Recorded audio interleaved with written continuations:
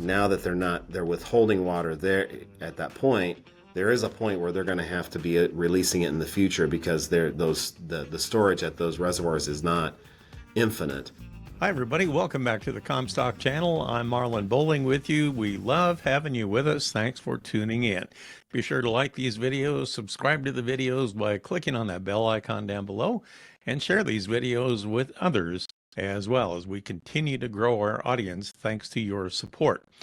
Well, my very special guest is Mike Steenhoek. He's the executive director of the Soy Transportation Council, the Soy Transportation Coalition. I always get that wrong. Mike, let's talk about the situation with all the river levels and transportation issues. You know, I had you on not all that long ago, and we were talking about how low the rivers were. Things have changed a little bit.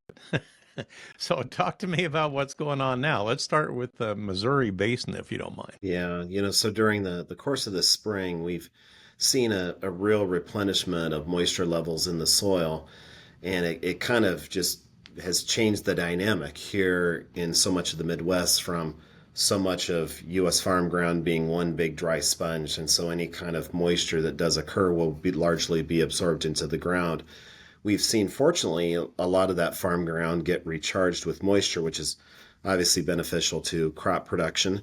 But then, when all of a sudden a major deluge happens, which occurred over the weekend in parts of northwest Iowa and southeast Minnesota and southeast South Dakota and that northeast Nebraska corridor, with areas receiving 10 to upwards to 18 inches in a really short period of time, that really taxes the system. And obviously it has a punitive impact on crop production, obviously flooding that's impacting residential areas and in homes, but it also does have an impact on the infrastructure, the transportation infrastructure that agriculture relies on, that the broader populace relies upon. And so, yeah, things really can change quite dramatically in a pretty short period of time. And quite frankly, I don't know of a single road or bridge, railroad infrastructure, inland waterways, with a shipping channel that has a happy coexistence with flooding. Flooding will have a real dramatic impact on that, and it's something that we obviously need to be mindful of and be attuned to as we move forward, because it's one thing to have a substantial amount of water pressure on one piece of infrastructure on one day, but when you prolong that over a period of time, it really starts to erode and degrade further and weaken those kind of structures. And so it wouldn't be a surprise to me, unfortunately, that we'll see more of this stress on the system and have some additional destruction of some of these critical infrastructure pieces. Yeah, I'm glad you brought that up, because I continue to hear stories about how as the water erodes the waterways and eats away at those bridges and everything, you still hear more and more damage reports of more bridges caving in, giving way, and that sort of thing. So it's going to be with us for a long time as we try and rebuild from all the damage. You had put together some graphics, or at least your organization has. These were dated on the 25th of June. Now, of course, this is all still kind of in a state of flux here. But that's a good point to take a look at where we were on the river levels historically. And there was one that you had issued last week that I want to take a look at here in particular. It's the Missouri River at Sioux City, Iowa.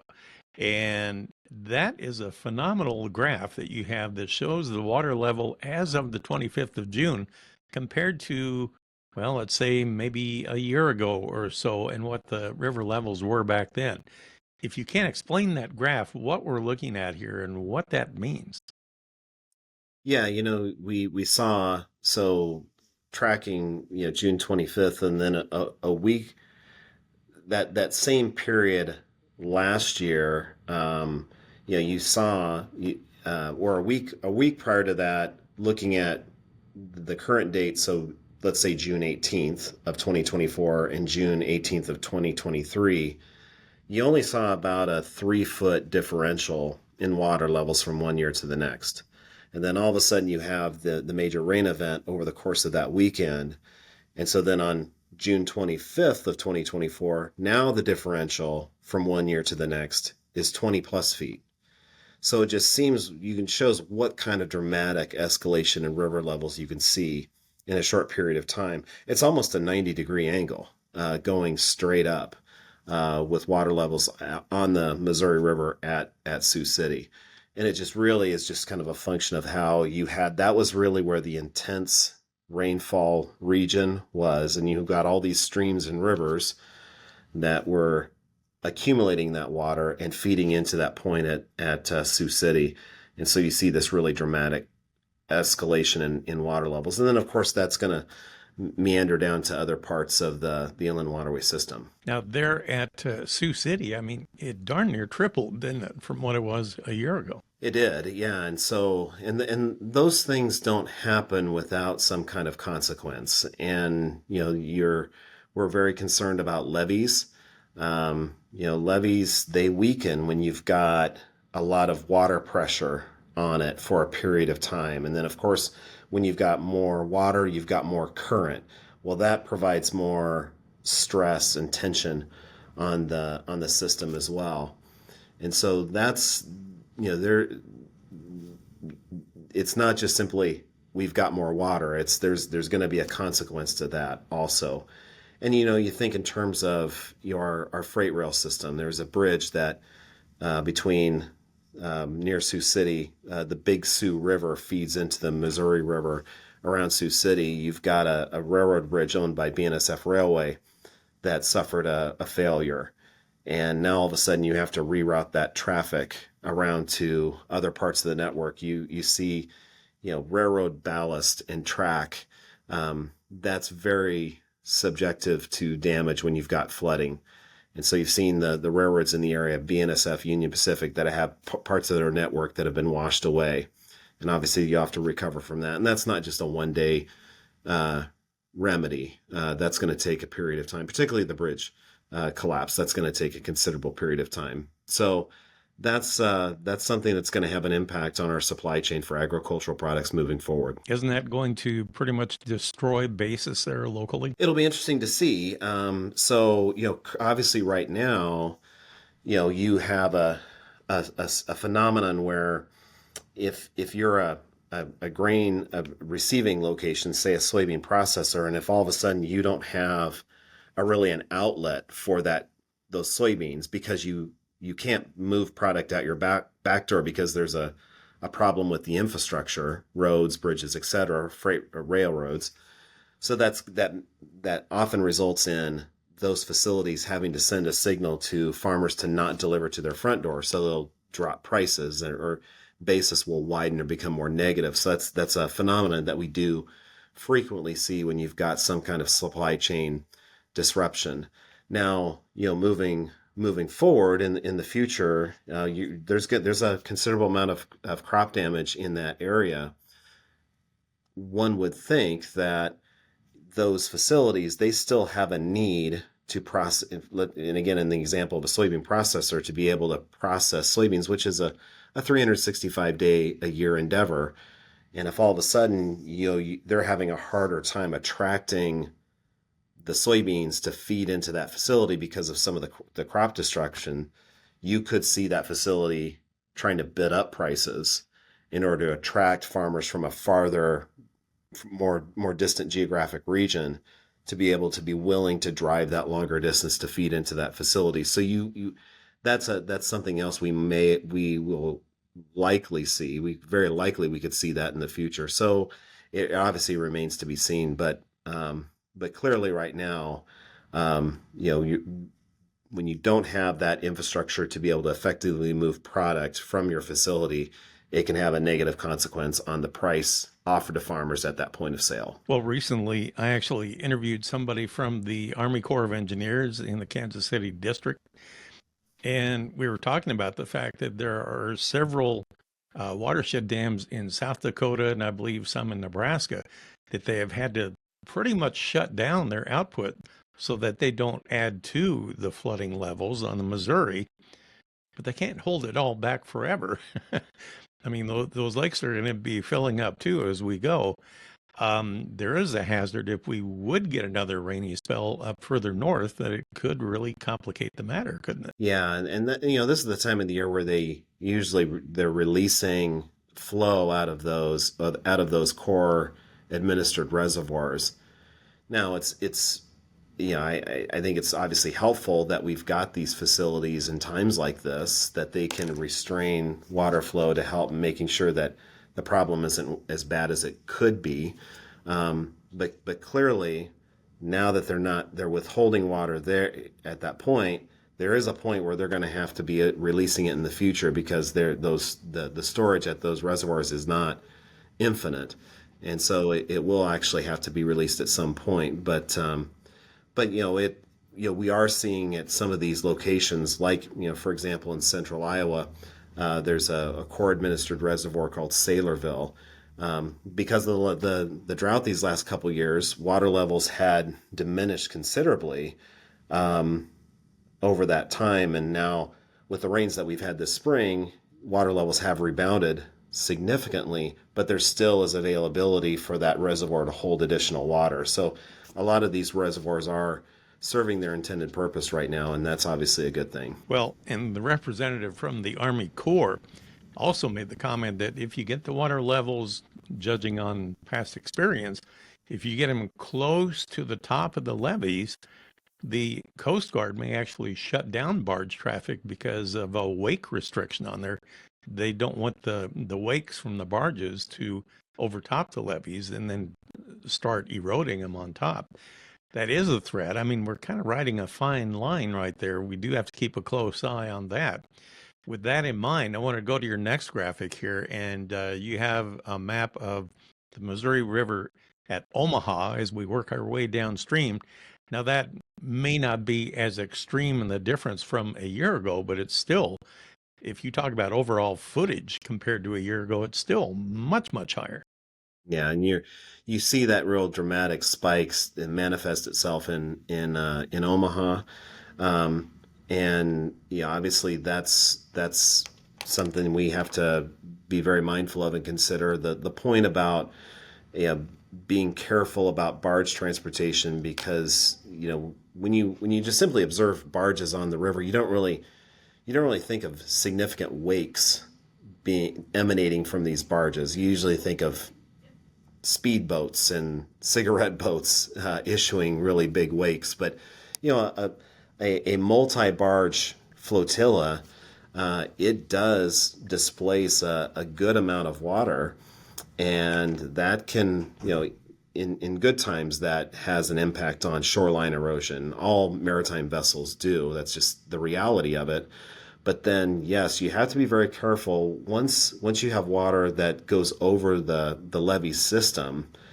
That's when you can really accelerate that kind of erosion of that levee, and it can really compound very dramatically. So that's something that you have to be very careful for. Now, on the next graphic, you show the trend that is expected for the crest of the river at Kansas City. Now, granted, this was based on data as of a week ago. This is, if nothing would change, you were expecting a crest on the river just before the 4th of July holiday, around July 3rd or so. Now, what happens there if the river does get to that level in Kansas City? Would that cause any disruptions, do you think?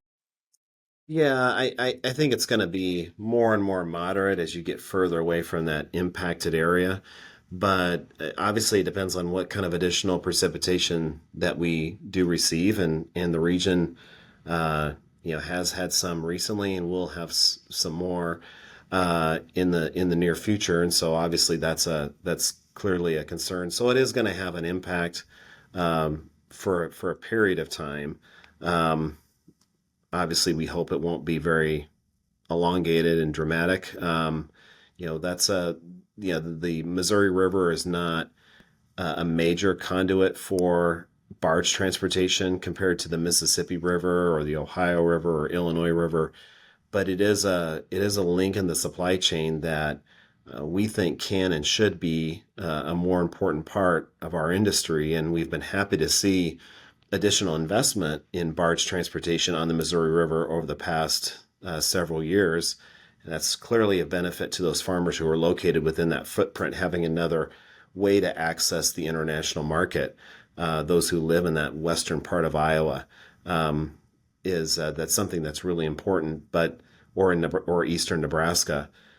So obviously, making sure that we have a system for the Missouri River that's continues to be well maintained and preserved for that purpose is really important to us. You talked about the BNSF bridge being taken out over the Missouri River. Has that done much to change the freight rates then in the region, whether it be by rail or by truck? Yeah, I mean, so whenever you have kind of a diversion like that, you do see that freight increase occur just because all of a sudden to get to point A to point B, it's more of a circuitous or elliptical route.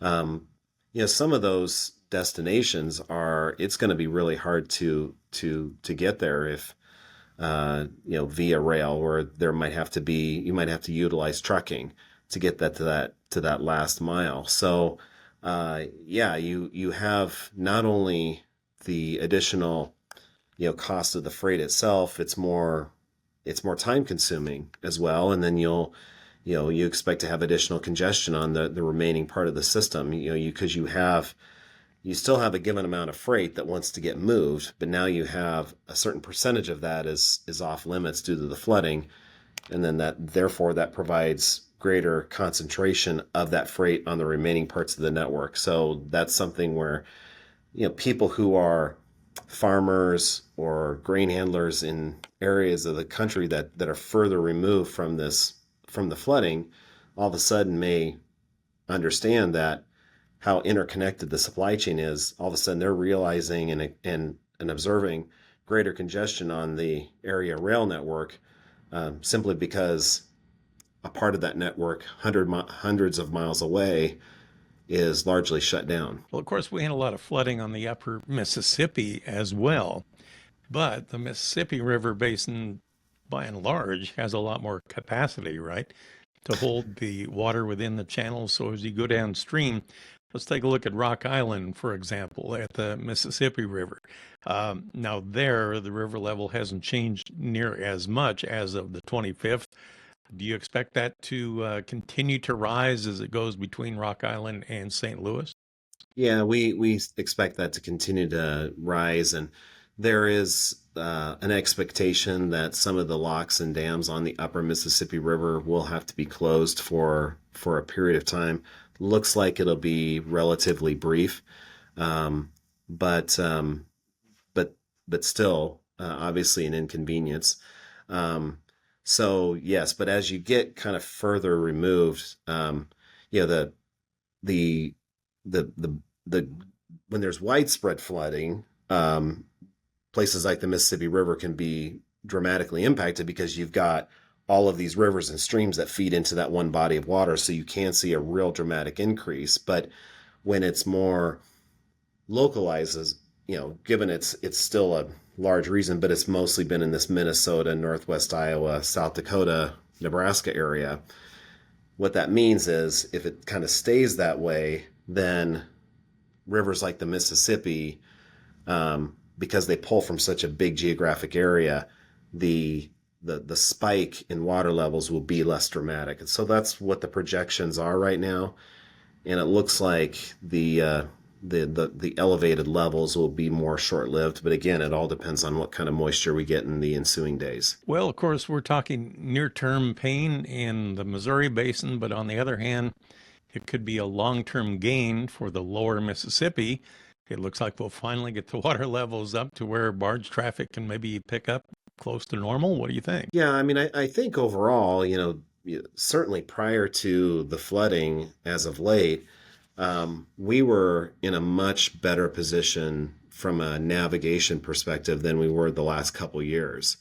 Water levels had rebounded considerably. Barge transportation had recovered considerably.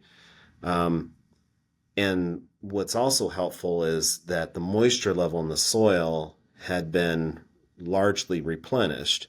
And so that any kind of subsequent rain that would occur during the course of the summer, it wouldn't get completely absorbed and commandeered by the dehydrated ground that we saw these last couple years. Now we're in a position where any kind of rainfall that happens, some of it, yes, will be retained into the soil, but then also there'll be residual water available for streams and then for rivers to help maintain that navigation channel. So we're much more in a position of normalcy, much more in a position of strength right now than we were the last couple of years.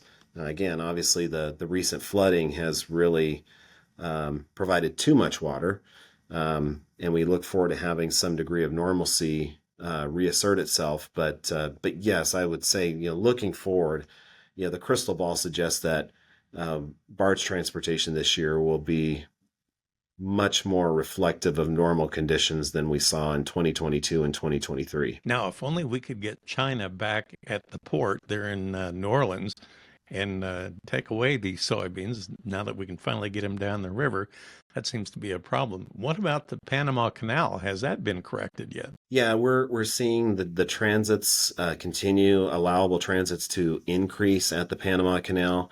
They have experienced more precipitation in that whole kind of watershed area. The lake that serves as a reservoir that's the source of fresh water for the canal to operate, that level is getting back to normal. Their wet season starts in the beginning of May and runs through middle of December, and then the dry season is mid-December to the end of April. And you can have a pretty dramatic difference in rainfall in Panama between the wet season and the dry season. The dry season often has only a handful of inches, 3 inches or so of rain per month.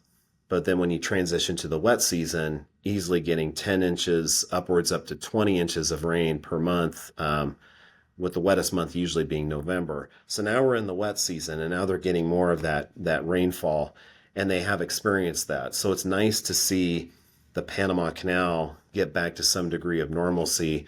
The Suez Canal, which has had to serve, which will often serve as the option B when the Panama Canal is not operational, that continues to be problematic because that's a man-made problem, supply chain obstacle, and that doesn't show any real signs of abating anytime soon. So it's nice to see the Panama Canal return as a viable option.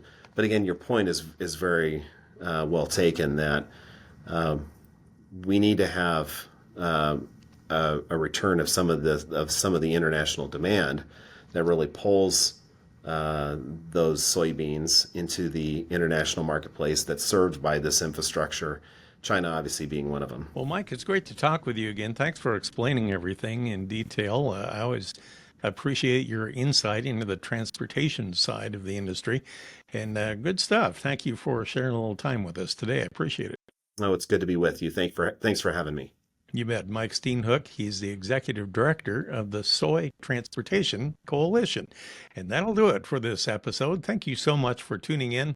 For producer Brianne Hendrickson, I'm Marlin Bohling. We'll catch you next time right here on the Comstock channel. Thanks for joining us on our Comstock YouTube channel. Don't forget you can also find us on Facebook and TikTok as well. Futures trading involves risk. The risk of loss in trading futures and or options is substantial, and each investor and or trader must consider whether this is a suitable investment. Past performance is not indicative of future results.